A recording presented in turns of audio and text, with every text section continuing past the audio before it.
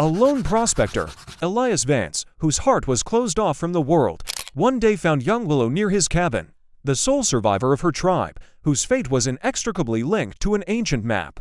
This map became a coveted prize for the ruthless McKay brothers, whose cruelty knew no bounds and threatened Willow's life. But it was this secret and the unexpected bond between Elias and Willow that led them to the very heart of the mountain, where not only salvation from their pursuers awaited them, but a complete transformation. Subscribe and like to learn how this dangerous odyssey led to an incredible discovery and the rebirth of Elias's soul. Watch until the end, for the resolution of this story is filled with deep meaning. In the harsh expanses of Montana, where every stone might conceal gold and every shadow, danger, lived Elias Vance. The year 1880 was for him, much like the previous 10, days filled with the clang of his pickaxe and icy winds, nights illuminated only by the flickering flame of a campfire. Elias was a prospector, a man whose skin was tanned by sun and frost, and whose eyes were cold as a winter river. In his cabin, built of rough-hewn logs, reigned a silence broken only by the howling wind and the crackle of wood in the stove. This silence was his only companion, his choice. He fled from the ghost of the past, from losses that had made his heart as stony as the earth he dug. One day, as early twilight painted the sky in crimson hues, Elias, returning from the mine, noticed something unusual. At the foot of the hill, wrapped in tattered rags, sat a figure. At first, he thought it was an injured animal, but as he approached, his blood ran cold. It was a young woman, about 20 years old, a Native American. Her face was smeared with dirt and tears, and her eyes were full of immense compassion. She looked exhausted, hungry, and frightened, like a wild animal cornered. Elias, known for his reclusiveness, felt an unaccustomed stirring.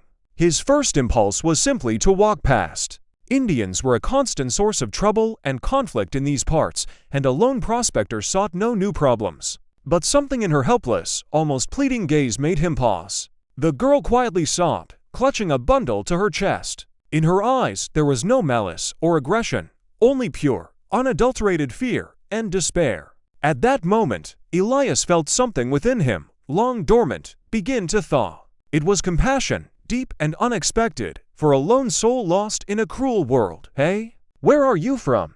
His voice, accustomed to silence, came out hoarsely. The girl merely shook her head, not understanding his words or unwilling to speak. She was too weak to run. And Elias, despite all his principles, I ask you to like and subscribe to the channel, so you will help me in motivation to make such great stories for you, and I will see that you like them. Enjoy watching, everyone. Despite his dislike of people, could not leave her. The image of his own lost sister, once so fragile and lost, flashed through his mind. He walked up to her, extended a hand. "Come on," he said, his voice softer than he expected.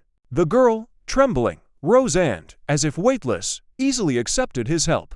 She was so light that Elias was surprised. Her small hands were cold as ice. He didn't ask questions about her tribe, about what had happened, why she was here alone. There was no point. Her condition spoke for itself. He simply took her hand and led her to his cabin. The path was short, but with each step Elias felt his familiar world changing. His refuge, his solitary fortress, was now to be shared with a completely strange, yet incredibly vulnerable being. Inside the cabin, it was dark and cold, despite the glowing embers in the stove. Elias quickly made a fire, tossing in a few dry logs. The flames danced cheerfully, casting whimsical shadows on the walls. The girl, without a word, sat down by the hearth, her eyes fixed on the fire. He brought her a blanket, old, worn, but warm. She wrapped herself in it like a cocoon, her small body trembling. Elias reheated the remains of yesterday's stew and offered it to her. She ate eagerly, but carefully, as if afraid the food might vanish. Her gaze was fixed on the plate, and Elias noticed her occasionally stroking the bundle she held so tightly. As warmth permeated her body, the young woman began to revive. She looked at Elias, and in her eyes, finally, a glimmer appeared. "Willow," she whispered, pointing to herself. Elias nodded. "Elias," he replied. It was the beginning of something new, something he couldn't comprehend, but that had already begun to change his life. When she finished eating, he pointed to his only bed. "Lie down," he said. Willow obediently climbed onto the blanket, but her hand still clutched the bundle tightly. Elias watched her.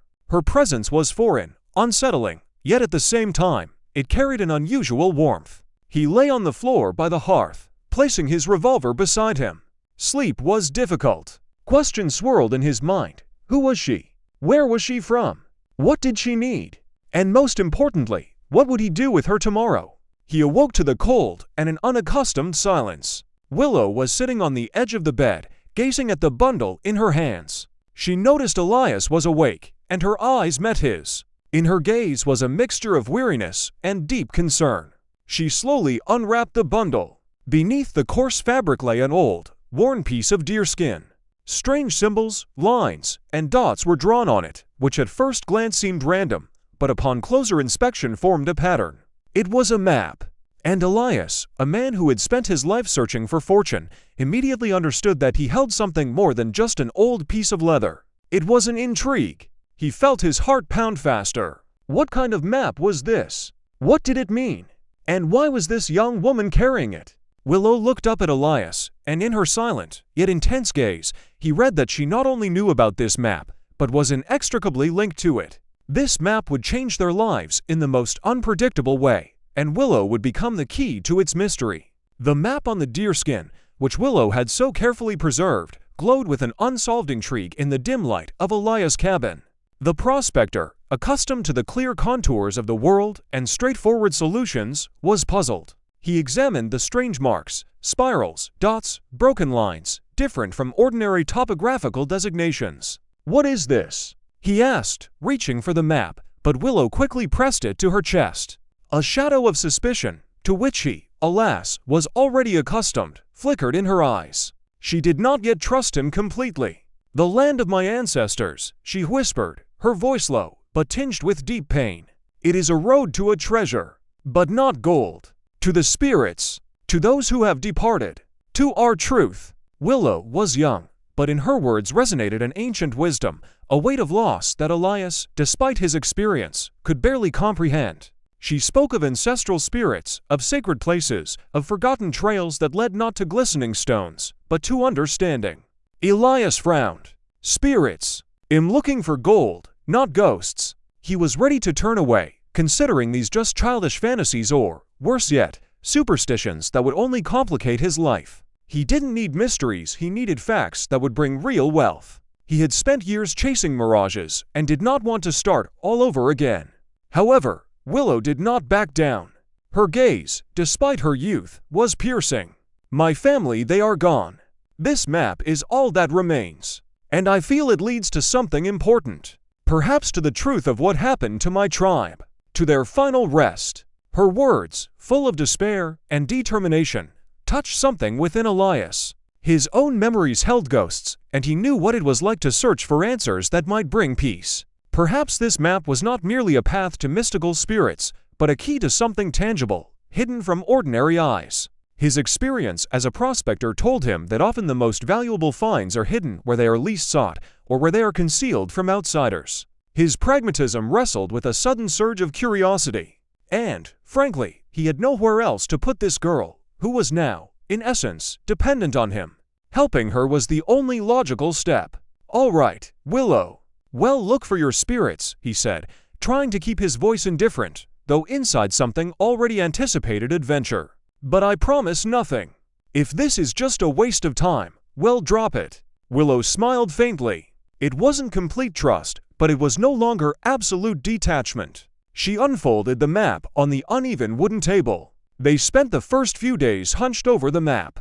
Elias, with his experience in reading terrain and locating deposits, tried to understand the geographical landmarks. Willow, in turn, explained the symbols and patterns whose meanings she knew from her tribe's traditions. "This circle is a place of power, where the earth breathes," she whispered, pointing to a faded drawing. "And these lines, they are not rivers. They are the path of shadows, shown only to the chosen ones." Their dialogue was a mix of practical calculation and ancient myths. Elias found correspondence between the lines on the map and the mountain ranges, passes, and watersheds he knew. Willow, however, corrected him, explaining that some markings had no direct geographical meaning, but indicated the time of day, the phase of the moon, or even a state of mind. It was a slow and painstaking task, often accompanied by arguments. Elias was impatient, accustomed to acting quickly. Willow, however, showed surprising patience, meticulously explaining every symbol, every dot. He sometimes grew irritated, but each time she explained another detail, his admiration for her knowledge and inner strength grew. She was not just a young girl, she was a guardian of ancient knowledge that could open a whole new world to him. Their collaboration gradually eroded the barriers. Elias began to notice how Willow adapted to his presence. She stopped flinching at sudden movements, began to speak to him herself, sharing memories of her tribe, of life before the tragedy. He, in turn, began to tell her about his life, about the years spent in solitude, about the ghosts he fled. These conversations, awkward at first, became a kind of confession, lifting a heavy burden from their souls. Elias began to see her not just as a girl he had picked up on the road, but as an intelligent, strong, and extraordinarily resilient person.